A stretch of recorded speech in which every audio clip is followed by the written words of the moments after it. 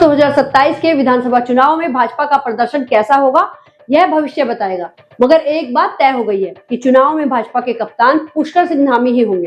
Party के राष्ट्रीय अध्यक्ष नितिन नवीन ने साफ कह दिया है कि धामी ही चुनाव में भाजपा का चेहरा होंगे। भाजपा खुश है कि उसके नेतृत्व में संशय की कोई गुंजाइश नहीं छोड़ी। हालांकि उसे बंशीधर भगत जैसे वरिष्ठ नेताओं की चेतावनी को भी गंभीरता से लेने की जरूरत है, जो गवर्नेंस से जुड़े सवाल को खुलेआम उठा रहे हैं। नमस्कार दगड़ियों, में नलिनी गोसाई उत्तराखंड की नौनी स्वागत करती हूँ आप सभी का एक बार फिर से अपने खास कार्यक्रम साप्ताहिक चिबड़ाट। दीदी भूली भैजी सुना।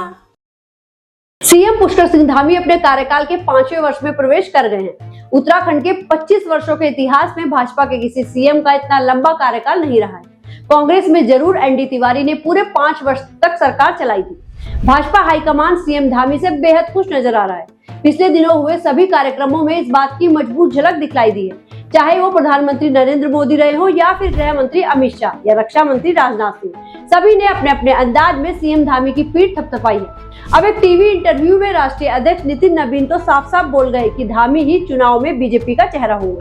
उन्होंने जिस तरह से गवर्नेंस को आधार बनाकर धामी सरकार को शाबाशी दी है, वह काबिले गौर है। हालांकि प्रदेश में गुड गवर्नेंस का भाजपा का दावा कई मौकों पर बहुत कमजोर पड़ता दिखाई दिया। अब जल जीवन मिशन की एक बैठक में वरिष्ठ भाजपा विधायक बंशीधर भगत के इस वीडियो को ही देख लीजिए। सत्तारूढ़ दल के ऐसे विधायक जो कि भाजपा के प्रदेश अध्यक्ष रह चुके हैं और कैबिनेट मंत्री बतौर भी काम कर चुके हैं, उनका यह बयान मायने रखता है। इस वीडियो में सरकारी सिस्टम के कामकाज पर सवाल उठाते हुए वे यहाँ तक कह रहे हैं कि चुनाव में सिर्फ मोदी से काम नहीं चलने वाला। इसमें कोई दो राय नहीं है कि सीएम धामी पिछले 4 वर्षों में विवादों से बचे रहे हैं। नपे तुले कदमों से उन्होंने अपना सफर पूरा किया है और बेहद एक्टिव रहे हैं। सबसे बड़ी बात, यूसीसी जैसी बड़ी उपलब्धि सीएम धामी के खाते में दर्ज है। उन्होंने राज्य हित में कई बोल्ड निर्णय लिए हैं, लेकिन तमाम कोशिशों के बावजूद अफसरशाही बेलगाम दिखती है। इसे सिस्टम की खामी नहीं कहेंगे तो क्या कहेंगे कि सीएम हेल्पलाइन में दर्ज शिकायतों की जमीनी हकीकत जानने के लिए सीएम धामी को खुद फील्ड में उतरना पड़ रहा है। उन्होंने खुद समीक्षा की तो पाया है कि 22,000 से ज्यादा ऐसी शिकायतें हैं जिन्हें अफसरों ने निस्तारित दिखाकर बंद कर दिया है, जबकि उनका निस्तारण नहीं हुआ था। यह आंकड़ा छोटा मोटा नहीं है और बताता है कि सरकारी सिस्टम किस तरह से जनहित से खिलवाड़ कर रहा है। इस हेल्पलाइन में कुल 1,19,077 शिकायतें दर्ज हुई थी, जिनमें से करीब 18% शिकायतों को यूं ही बंद कर दिया गया। 18% के हिसाब से शिकायतें 22,000 से ज्यादा होती है। सीएम धामी अपने तत्परता से भले ही सुशासन का रहबार देने की कोशिश कर रहे हो, लेकिन रहबार यही जा रहा है कि अफसर अपने हिसाब से चीजों को चला रहे हैं। वैसे देखा जाए तो बंशीधर भगत ने सिस्टम पर हावी अफसरों की मनमानी को बहुत अच्छे ढंग से एड्रेस किया है। कहावत याद आ रही है, तिमला का तिमला खतैनी और नांगा का नांगा दिखैनी। खैर, पार्टी का दबाव पड़ा तो भगत जी की सारी नसीहत किसी कोने में लुक गई। उन्होंने सफाई दी है कि उनके बयान को गलत तरीके से लिया गया है और फिर उन्होंने मोदी जी और धामी जी की जमकर तारीफ कर दी है।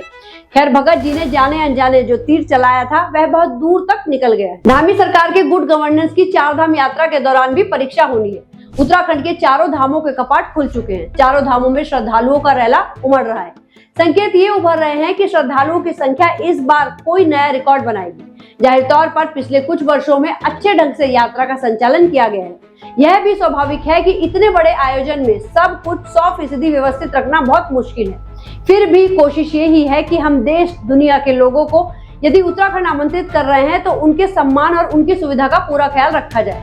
दुर्भाग्यपूर्ण है कि यात्रा के दौरान श्रद्धालुओं के साथ गलत व्यवहार की खबरें और वीडियो सामने आए हैं। इस स्थिति को संभालना बेहद जरूरी होगा। वैसे भी सीएम धामी लगातार कह रहे हैं कि हमारी कोशिश होगी कि यात्री यहां से अपने साथ अच्छी यादें लेकर जाएं।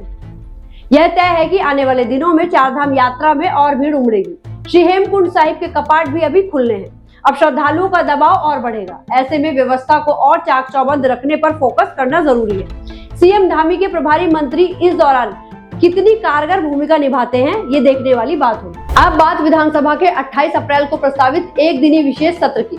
विधानसभा अध्यक्ष ऋतु खंडूरी भूषण ने महिलाओं के विषय को लेकर यह सत्र बुलाया है।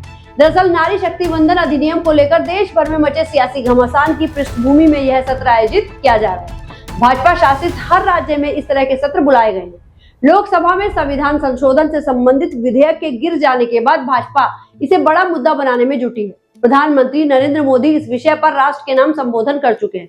भाजपा यदि हमलावर हो रही है तो कांग्रेस भी पीछे नहीं है और अपने तर्कों के साथ वह भी सामने आ रही है। कांग्रेस के केंद्रीय नेतृत्व ने अपने जाने पहचाने चेहरों को राज्य में भेजना शुरू कर दिया है। इस क्रम में इस सप्ताह कांग्रेस प्रवक्ता सुप्रिया श्रीनेत उत्तराखंड आकर भाजपा को निशाने पर ले चुकी है।